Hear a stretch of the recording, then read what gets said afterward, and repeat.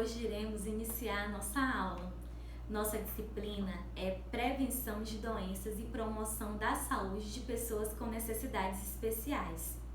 Gostaria que todos vocês estivessem agora com o slide em que nós enviamos aberto, para que vocês possam me acompanhar durante a aula, ok? Então, nesse momento, todos vocês podem abrir os slides e estar acompanhando a aula juntamente comigo. Conto com a colaboração de todos. Vamos lá! Para começar, vamos fazer uma pequena introdução. Nós devemos entender que todos os seres humanos possuem suas diferenças, sejam elas religiosas, morais, físicas, e elas devem ser respeitadas para que a gente possa promover uma saúde adequada para as pessoas com necessidades especiais. Todos nós somos diferentes na cor, na raça, na moral, na cultura, na maneira física. Então, nós devemos respeitar a diferença do outro. A primeira coisa que nós devemos ter em mente é que devemos acabar com qualquer tipo de preconceito e estigma. Vocês, ACS, que fazem visitas rotineiramente aos grupos e às casas em que vocês vão, quando encontrarem uma pessoa com deficiência, não deve mudar o seu olhar de uma forma diferenciada, coitadinho, não. Você vai olhar a pessoa com deficiência, você vai tratar ela da melhor forma possível, porque nisso você vai estar ajudando e contribuindo para a sua promoção da saúde. Então, durante a nossa aula, nós iremos discutir como nós devemos nos comportar, o que nós devemos fazer e vamos conhecer alguns tipos de deficiências e aquilo que a gente pode trazer de informação para que a gente possa evitar algumas doenças que possam causar uma deficiência. Vamos lá! No primeiro vídeo da introdução, nós temos um vídeo. Infelizmente, a gente não vai poder passar o vídeo aqui porque vocês não vão conseguir visualizar, mas o vídeo está aí com vocês. Depois eu vou pedir para que vocês possam assistir também, ok? Então vamos lá. Primeiramente, nós vamos fazer um resgate histórico. A partir do percurso histórico, podemos compreender melhor como ocorrem tais alterações e refletir como está a situação das pessoas portadoras de necessidades especiais no Brasil. Antigamente, as pessoas que tinham algum tipo de deficiência, elas eram consideradas pessoas anormais, pessoas malucas, né? Eu acredito que vocês aqui devem se lembrar que as pessoas que tinham hanseníase eram consideradas pessoas que tinham lepra, né, que eles chamavam naquela época, e que se eles apenas soubessem que tinha uma pessoa com lepra, ela tinha que ficar separada, distante, estigmatizada. Ninguém queria chegar perto e nem próximo dessa pessoa. Com o passar do tempo, vai chegando a informação, os estudos científicos e nós vamos mudando a nossa postura. Mas tudo isso foi um processo. Então a inclusão, ela representa uma conquista e ao mesmo tempo um grande desafio, tanto para a educação como para a saúde, pois implica em uma tarefa de acolher todo e qualquer indivíduo, independente das suas características pessoais. Que desafio nós temos pela frente! Acolher a todos não é fácil, ainda mais quando às vezes a gente não tem o preparo. Já imaginou você chegar numa família, na casa para fazer uma visita, você se depara com uma pessoa que seja surdo e você não sabe falar em Libras. Aí você vai dizer, nossa professora, o que eu vou fazer? Eu não sei falar em Libras, como eu vou me comunicar? Você vai deixar de prestar um atendimento? Não, você vai estabelecer outras formas de comunicação, seja por mímica, seja por escrita, se a pessoa for alfabetizada, ou até mesmo você pode convidar a outra pessoa, outro familiar que está na casa, conversar e pedir para que ele possa fazer essa intermediação da comunicação. Nós devemos nos adaptar de acordo com o meio. Então, nós temos esse desafio pela frente, incluir, porque nós somos todos iguais, apesar das diferenças. Na pré-história, os nossos ancestrais, eles eram nômades, ou seja, eles não tinham um local fixo. Um dia eles estavam em um município, outro dia eles estavam em outro município, não tinham onde repousar, viviam o tempo todo ali, se movimentando de um lado para o outro. Eles eram perseguidos porque eles necessitavam de caça, de pesca para sobreviver, prevalecendo a lei do mais forte. Então, as pessoas elas viviam nessa competição. Agora imagine uma pessoa com deficiência, ela ter que ficar o tempo todo se locomovendo e tentando conseguir um espaço na sociedade em que ela já estava excluída só por ela ter uma deficiência. Não era fácil. Se hoje não é fácil, antigamente era bem mais complicado. As pessoas não podiam, a pessoa com deficiência, ela não tinha direito nem de pescar, de estar perto de outras pessoas, de ter uma convivência social. Isso era negado. Mas hoje nós temos a oportunidade de incluir, de falar, e nós temos leis que asseguram a isso. Não foi fácil. Naquela época, os mais fracos e principalmente aqueles portadores de alguma deficiência, eles eram abandonados à própria sorte em lugares perigosos, íngremes, onde seriam alvos fáceis para predadores da época. Imagina só um filho sendo abandonado pelos pais, porque isso acontecia naquela época. Os pais, por ter um filho que tinha uma deficiência, diziam que o filho era doente, não queria ter trabalho e deixava ele ali excluído. E aí, aquela pessoa, como ela que se sentiria? Exposta à doença, não tinha condições adequadas de saneamento básico, não tinha o que comer, o que vestir, e tudo isso agravava mais ainda a situação de saúde daquela pessoa portadora de uma deficiência.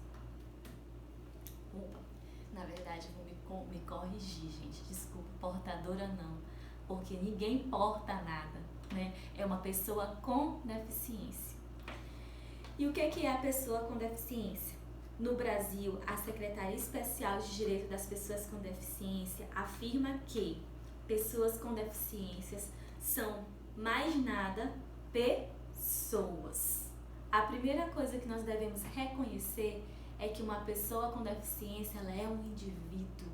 Ela é um indivíduo que tem o direito de ser ouvido, de ter o seu espaço, de ter um convívio social e de acessar, tem acesso de liberdade àquilo que ela precisa, seja um atendimento de saúde, seja um atendimento hospitalar, um atendimento emergencial, qualquer outro tipo de atendimento, ela tem acesso escolar, ela tem esse direito.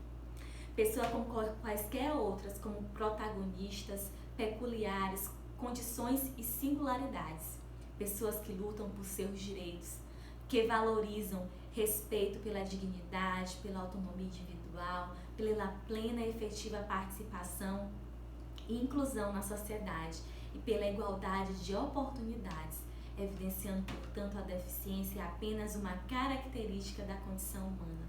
Ou seja, a deficiência, ela deixou de ser um problema e passou a ser uma característica, onde nós aprendemos a conviver com uma pessoa com deficiência, a respeitar o seu espaço e a garantir o seu direito. Nós, enquanto profissional, temos o dever de assegurar e de garantir com que essa pessoa tenha acesso à sua saúde, tenha acesso à informação e tenha acesso ao SUS. É imprescindível salientar que pessoas com deficiência constituem um grupo heterogêneo, que reúne uma mesma categoria indivíduos que podem ter diferentes condições motoras, sensoriais, intelectuais ou múltiplas. Uma pessoa com deficiência, ela faz parte sim do grupo heterogêneo. Ela pode não ter uma condição motora muito boa. O que é a condição motora, professora? Questão de se locomover, de se movimentar, de segurar um lápis, de escrever, ou até mesmo de ter um equilíbrio durante seu dia a dia em andar ou em se exercitar. Não é porque ela não tem essa habilidade que ela não vai ser inserida. Não, ela vai ser inserida sim. E a gente precisa entender que algumas pessoas elas não vão ter uma condição motora muito boa, mas não é por isso que elas vão deixar de ser um indivíduo. A gente precisa reconhecer que ela tem as suas necessidades, as suas especialidades e que talvez ela seja muito mais desenvolvida em outra coisa. Por exemplo, eu conheço pessoas, quando eu fiz minha especialização em neuropsicopedagogia, eu fiz o acompanhamento com diversos alunos. Dentre um deles, ele tinha o TEA, que é o transtorno do espectro autismo. Ele não conseguia parar, se concentrar durante ele estar assistindo uma aula. E quando era aula de História e Geografia, ele dizia para mim, durante seus atendimentos, que ele não conseguia entender nada, absorver nada e que aquilo irritava ele. Porém, ele era muito bom em raciocínio lógico. Ou seja, a gente precisa trabalhar aquilo em que ele é muito bom, desenvolvendo mais ainda. E aquilo em que ele não sabia, durante as nossas intervenções, a gente tentava explicar de uma outra forma.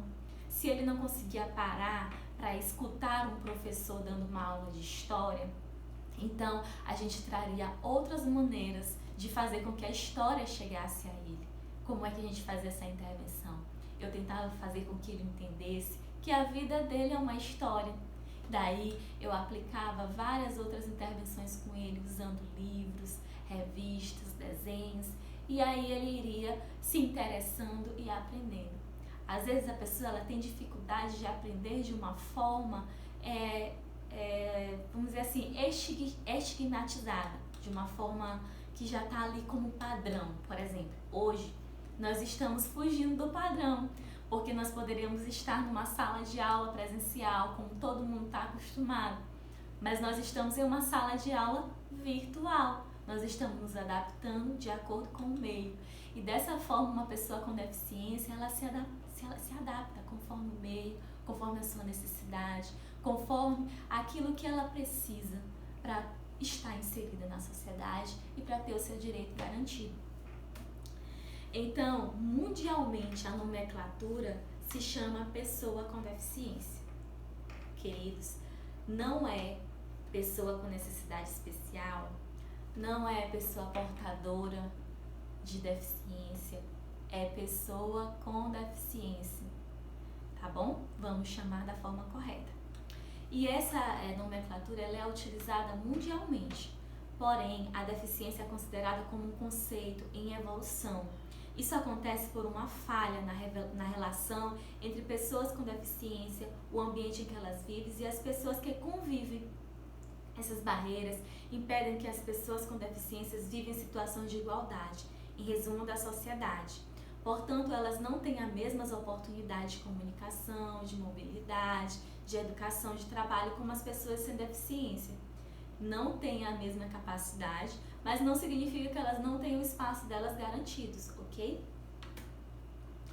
Então, a gente vai agora apresentar para vocês um fluxograma sobre como que era um resgate histórico. Vamos fazer aqui uma linha do tempo de como que era conhecidas as pessoas com deficiência e como que elas são conhecidas hoje, de todo o processo de conquista até chegar em um local em que elas são incluídas e que elas tenham seus direitos garantidos. Um fluxograma em relação à sociedade com as pessoas com deficiência. Bem no início, eram consideradas pessoas que tinham extermínio, não tinham espaço, precisariam ser excluídas, exterminadas da sociedade. Some como um bicho, como um inseto, como algo que não tem valor nenhum. Vamos exterminar. Se você tinha um filho que nascesse com alguma deficiência, não serviria. Eu me lembro agora de um seriado que eu assisti no Netflix, em que era um seriado antigo em que reis e rainhas, e eles tinham que manter essa hereditariedade de passar o trono, né, para o filho. E aí o filho nasceu com uma deficiência na fala, então o pai disse que ele não poderia assumir o trono porque ele tinha essa deficiência na fala. E ele dizia que se ele pudesse, ele trancava o filho dele.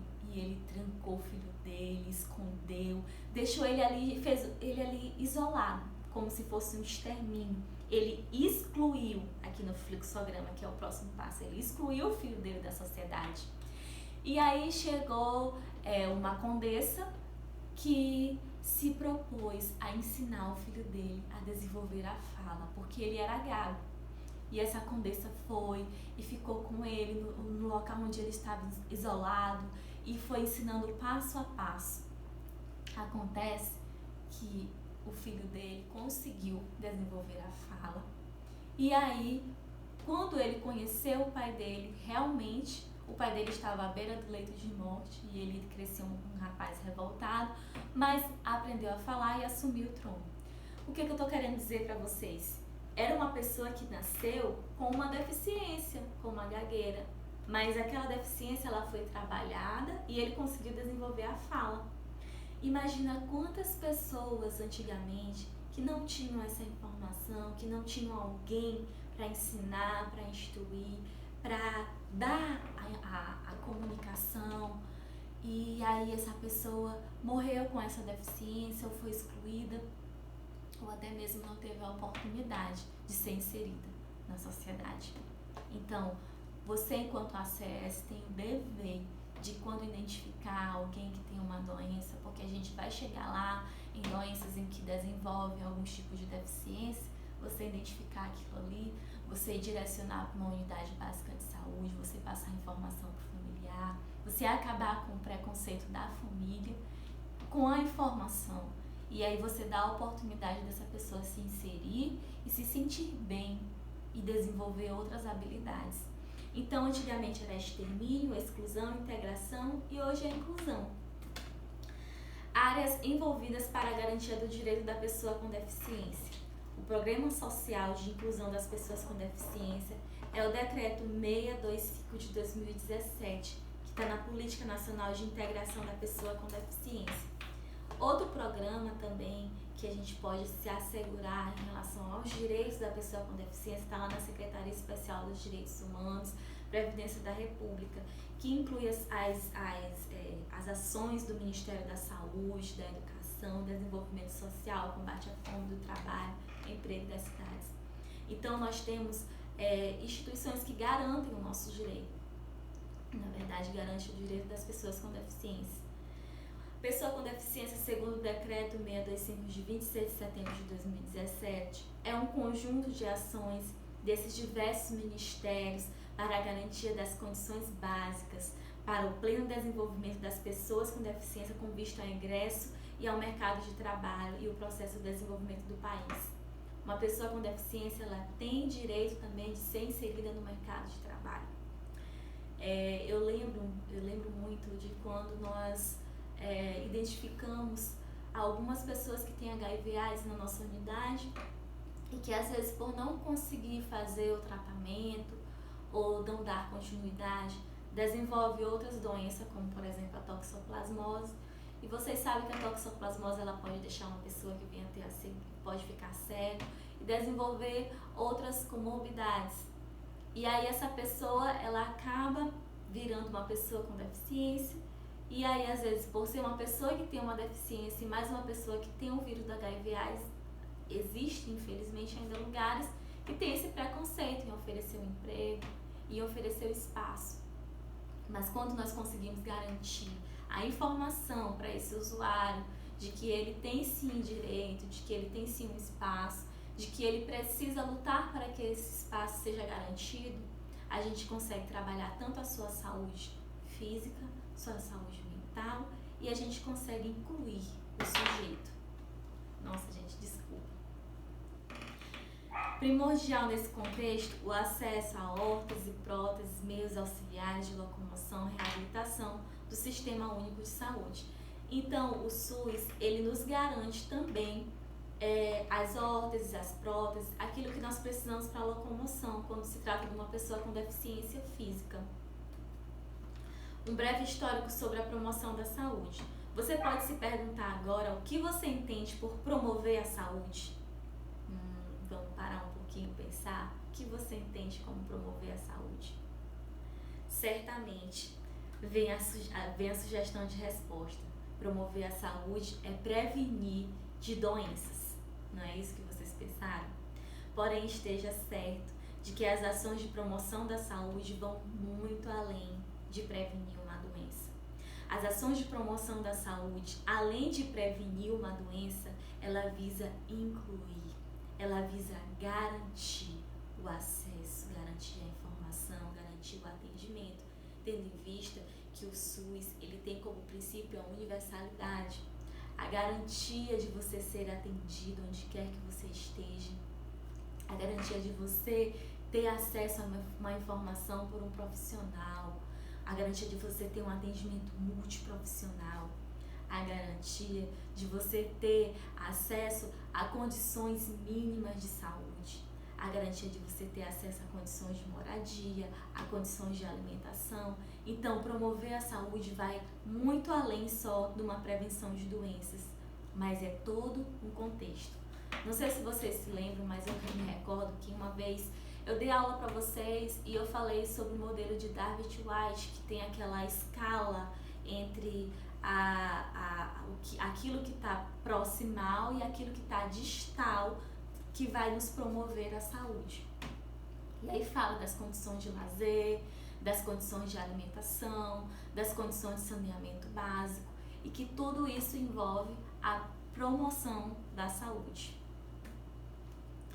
Então, a primeira conferência internacional sobre promoção da saúde foi debatido que a saúde não deveria ser tratada apenas como ausência de doenças, mas como uma condição que resulta em diversos fatores, como pobreza, desemprego, habitação precária e outras desigualdades sociais e econômicas. Se uma pessoa ela não tem uma condição social e econômica boa, ela não vai conseguir se alimentar muito bem, ela não vai conseguir ter um convívio social com o outro. Se ela não tem um emprego, ela não vai ter como se manter. Se ela não tem uma condição de moradia boa, ela facilmente vai ser contaminada por algum tipo de doença. Então, a questão de promover a saúde vai muito além de você ter ausência de uma doença. Vai a partir do processo de você garantir aquilo em que a nossa Constituição nos garante, como os direitos mínimos e sociais, o acesso ao lazer, à habitação, à liberdade. E por isso nós temos os programas e as políticas públicas que nos asseguram isso quando nós não temos as condições financeiras. Infelizmente nós sabemos, eu enquanto assistente social sei que existe muita gente ainda na linha da pobreza, na linha da fome. E às vezes as pessoas nem conhecem isso ou reconhecem isso. Os governos, as políticas, elas estão aí justamente para nos ajudar. E nós, enquanto profissionais da saúde, devemos levar essa informação. Vocês, ACS, são esses mensageiros. Em cada casa que vocês visitam, quando vocês identificam uma situação de saúde inadequada, uma situação econômica, uma situação social, vocês são os mensageiros de garantir o direito ou de encaminhar para uma unidade básica de saúde para que passe por um atendimento com um outro profissional e que esse profissional possa esclarecer a respeito das suas dúvidas e a respeito dos seus direitos. Nós temos esse dever enquanto profissional e enquanto sociedade. Então, a primeira Conferência Internacional sobre a Promoção de Saúde, ela visou elaborar um documento chamado a Carta de Outman. E essa carta, ela fala sobre a promoção da saúde. E ela tem algumas condições. A primeira dela é a criação das políticas públicas. Me acompanhe aí nesse slide, nesse ciclo que nós temos. A primeira dela é a criação das políticas públicas saudáveis. Se nós temos políticas públicas saudáveis, nós conseguimos garantir alguns acessos a algumas pessoas que têm uma vulnerabilidade social. Com essas políticas, nós conseguimos fazer a criação de ambientes favoráveis para a saúde. Uma pessoa que não tem um emprego, ela às vezes não tem a condição de habitação adequada, mas você conseguiu promover, através de uma política pública, promover com que ela tenha uma renda fixa. Aquilo ali já vai ajudar ela a modificar a sua estrutura habitacional e também a comprar alimentos. Isso vai refletir no segundo passo, que é a criação de ambientes à saúde. E o terceiro, a reintegração de serviços de reorientação, dos serviços de saúde. Você, enquanto ACS, eu, enquanto assistente social, e os outros profissionais da saúde, nós temos que orientar, como eu tenho falado, a respeito dos direitos e dos serviços em que nós, enquanto saúde, podemos oferecer. A quarta são as ações comunitárias, aquele em que nós podemos desenvolver através de projetos, de reuniões, de rodas de conversas, tá certo? E o quinto, desenvolvimento de habilidades pessoais. Então, todos esses 5 itens são ações para a promoção da saúde. A Carta de Ottman, ela diz que a criação de políticas públicas saudáveis, elas devem ser criadas políticas públicas para favorecer a saúde dos habitantes, né? Então, a política pública, ela fortalece mesmo a saúde dos habitantes. Imagine só, eu, enquanto assistente social, já desenvolvi alguns projetos. E o projeto, ele surge a partir de um problema em que nós identificamos, né?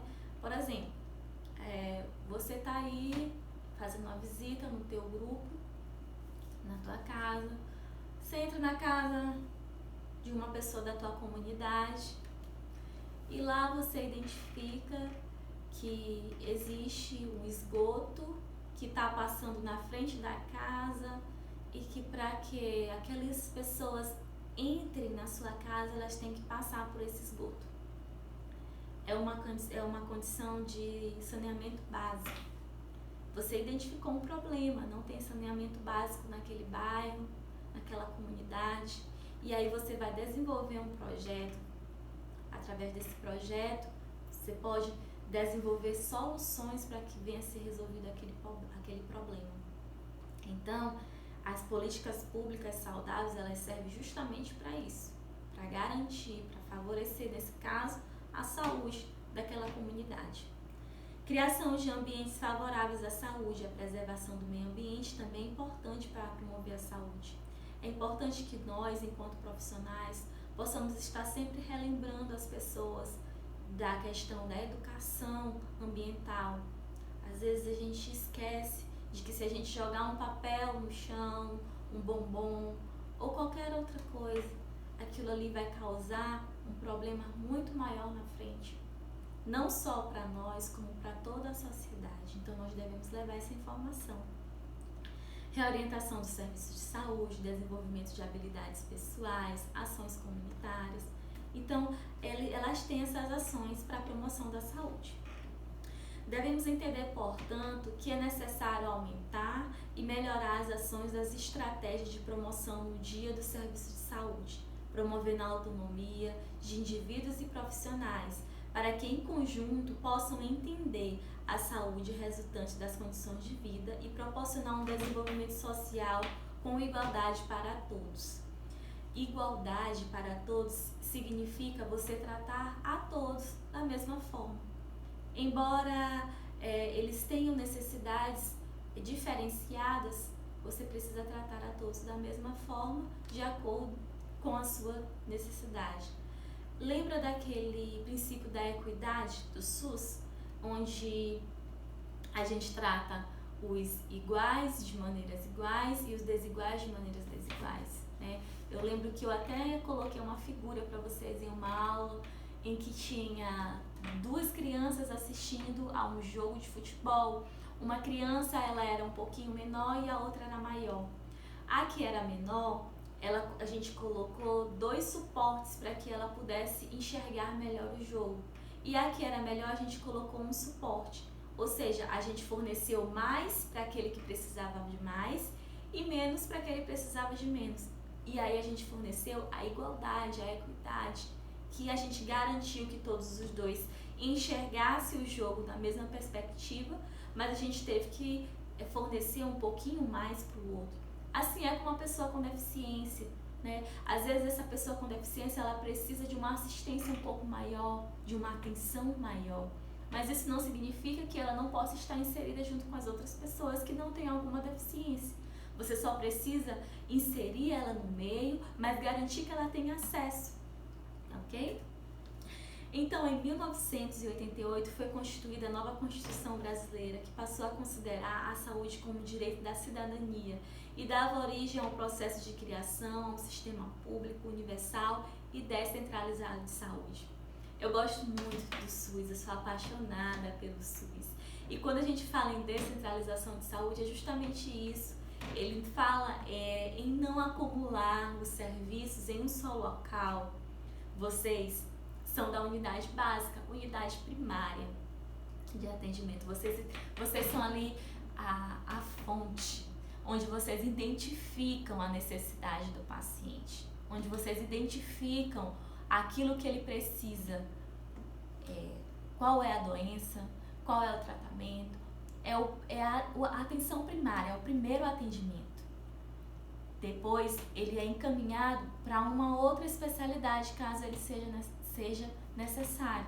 Então, o SUS ele tem isso, a descentralização do serviço. Isso faz com que funcione bem e que todos consigam ter acesso.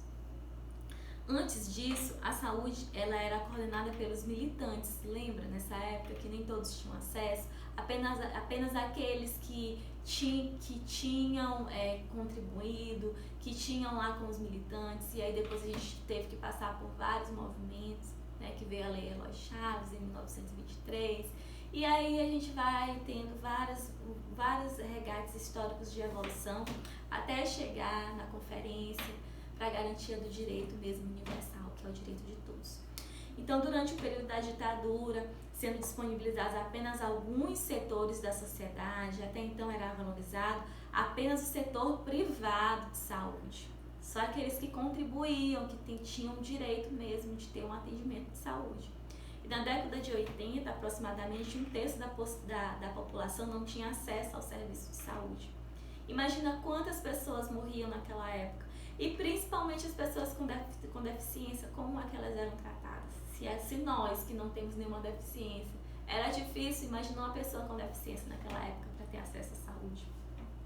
Eu aproveito agora para fazer também um momento de reflexão, né? Nós estamos vivendo um momento de pandemia, Covid-19, e graças a Deus, chegou a vacina, mas nós estamos ouvindo também muitas histórias a respeito da vacina, de que tem um chip, de que nós não devemos tomar, de que vai fazer mal, vai causar morte, e há vários fake news nos dando pavor a respeito da vacina. Eu quero dizer para vocês como eu tenho esse papel como educadora em fornecer informação, né? Eu cheguei a ler alguns artigos, alguns trabalhos, né? E a vacina, a Coronavac, ela tem 74% de confiabilidade.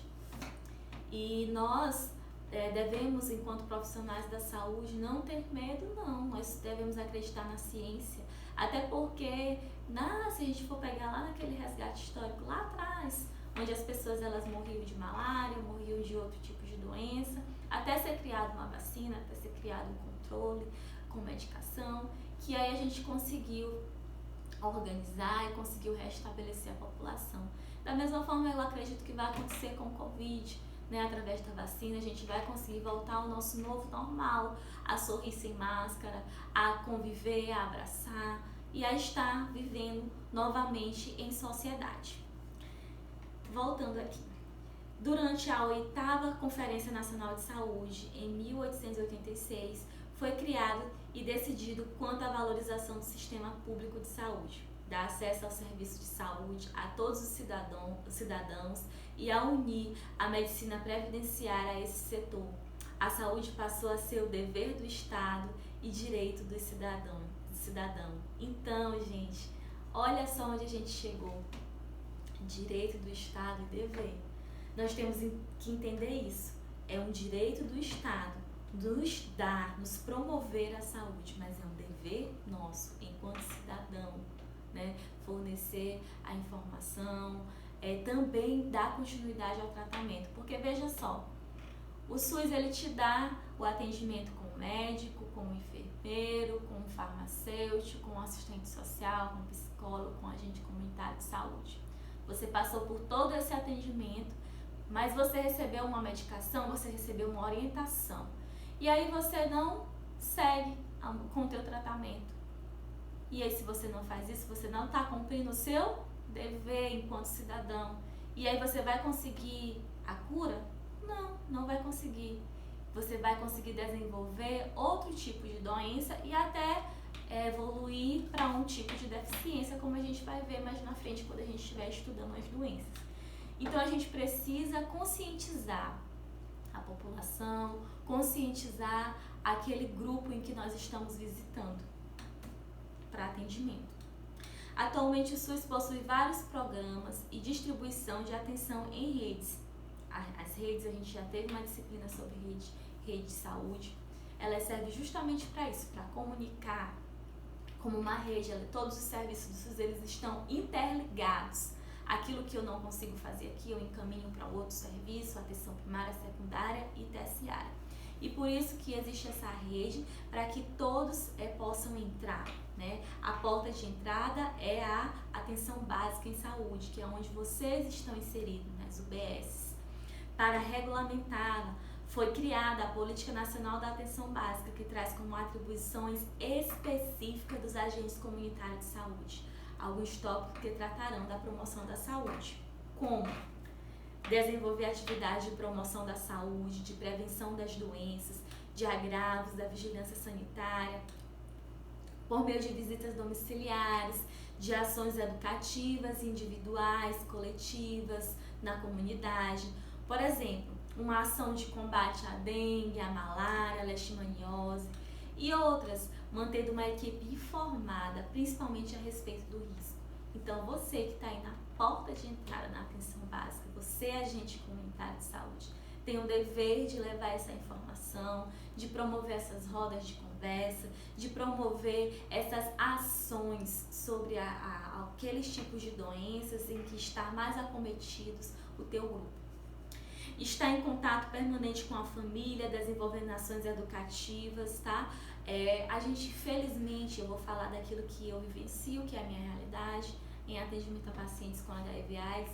E felizmente, se aqui na cidade nós temos familiares e pessoas que quando descobrem que o seu filho, o primo, ou seja lá qual seja o grau de parentesco, ele tem HIV/AIDS e aí não quer tomar a mesma água, não quer sentar no mesmo lugar. Uma vez uma certa pessoa, uma familiar de um paciente, veio me perguntar se poderia usar o mesmo banheiro, sentar no mesmo vaso sanitário.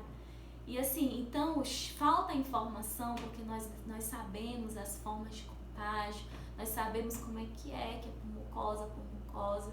Então assim, por conta dessa questão de desenvolver ações educacionais, as pessoas elas carregam esse preconceito e elas excluem o outro, onde nós devemos incluir a todos, garantindo o direito à informação. Por isso a informação é importante e por isso vocês, enquanto ACS, agentes comunitários de saúde, têm o dever de desenvolver essas ações educativas, de levar essa informação, de promover a saúde, a prevenção das doenças, o acompanhamento das pessoas com problemas de saúde, né? Falar das condicionalidades também, né? Se for uma pessoa que você identificou que tem alguma questão econômica envolvida, falar dos programas, das políticas. Nós temos aí o programa Bolsa Família, que é um programa como outro qualquer de transferência de renda, de enfrentamento a uma pessoa que passa por uma vulnerabilidade, que é uma garantia do governo federal, estadual, municipal, e que tem um planejamento, né, para que essa equipe que está ali na frente identifique e direcione, ok? E quais são as principais causas de deficiência? Uma pessoa com deficiência, ela pode apresentar uma deficiência física, auditiva, visual, intelectual ou múltipla. Professora, o que é uma deficiência física? É uma deficiência em relação aos seus membros físicos, tá? Teve que amputar a perna, né? Ou então, de repente, teve que amputar um braço. E aí isso já vai caracterizar como uma deficiência física. Auditiva em relação ao ouvir, né? Aquilo que ela seja de grau leve, moderado ou perda total. Visual, né? Uma pessoa que é cega. Intelectual, que é aquela pessoa que tem dificuldade em entender, né? A questão sensorial mesmo. e múltipla, que tem mais de uma dessas deficiências. A deficiência ela pode ser percebida já no nascimento de uma criança ou pode ser adquirida ao longo da vida da pessoa. Por isso que é importante, naquela questão que a gente teve outras disciplinas em que a gente falou do puerpério, né, que é aquele acompanhamento em que deve acontecer. E aí também depois que a criança nasce, né, você tem que estar ali fazendo o teste do pezinho e os outros testes para que seja identificado, né, se a criança tem algum tipo de deficiência. E as pesquisas revelam que muitas dessas ocorrências elas poderiam ter sido evitadas ou até amenizadas por intermédio de ações de proteção e prevenção. Então, se tivesse o acesso à informação, iria ter a promoção da saúde, porque iria ter a proteção e a prevenção. Logo, não iria ter uma pessoa com deficiência. É como aquela questão que eu te falei, o acesso à informação. Você foi lá, o médico passou um medicamento, você está tomando, está fazendo o tratamento certinho, você vai conseguir se recuperar e ter uma vida normal. Você não teve acesso à informação, não teve acesso ao tratamento, você vai adoecer, pode vir a desenvolver uma deficiência ou até mesmo vir a óbito. Então, existe uma política de saúde no SUS para as pessoas com deficiência, está lá na portaria 1060 de 5 de junho de 2002. Depois vocês podem dar uma lida nessa portaria, tá, gente? Tá aí material com vocês. Alguns dos principais causadores de deficiência, das principais causas de deficiência são os fatores hereditários e genéticos, né? Existem pessoas que elas têm uma predisposição genética que acabam passando a deficiência para os seus filhos, para a sua hereditariedade toda.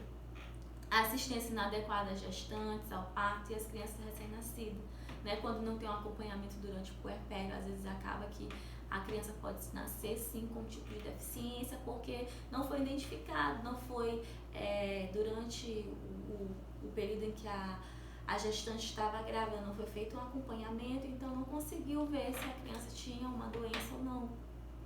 Para doenças crônicas como hipertensão arterial, diabetes, infarto, acidente vascular, Alzheimer, parto, câncer, osteoporose, se você não tiver uma informação, você não tiver um acompanhamento, uma medicação, um tratamento, ou até mesmo ações de fisioterapia, de fono, tudo isso você acaba não conseguindo desenvolver, né, o físico, o mental, e aí você acaba desenvolvendo uma outra deficiência. As perturbações psiquiátricas, né, as perturbações da mente também podem desenvolver deficiências sensoriais. A desnutrição na infância, as carências de vitamina, de ferro, isso também vai causar deficiência, né?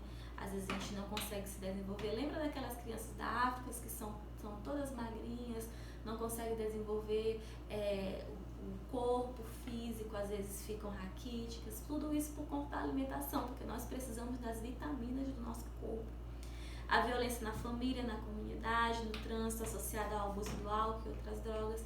Então, esses são alguns dos fatores, né, que podem vir a desenvolver algum tipo de deficiência. Então, agora nós teremos uma atividade, a atividade está aí com vocês, uma atividade composta de 10 questões em que vocês irão responder de múltipla escolha. É a nossa primeira atividade avaliativa para que vocês me entreguem na terça-feira, ok? Essa é a primeira parte da nossa aula, tá? Do que é o segundo módulo, né? Dessa disciplina que vocês estão tendo hoje comigo. Então, nós encerramos hoje por aqui a nossa primeira parte da disciplina de prevenção de doenças e promoção da saúde de pessoas com necessidades especiais. Vou aguardar a atividade de vocês e vou corrigi-las, né? Uma atividade avaliativa, bem fácil, só de acordo com aquilo que a gente foi falado aqui. Os materiais estão com vocês para leitura e a gente se encontra na próxima aula. Tchau, tchau!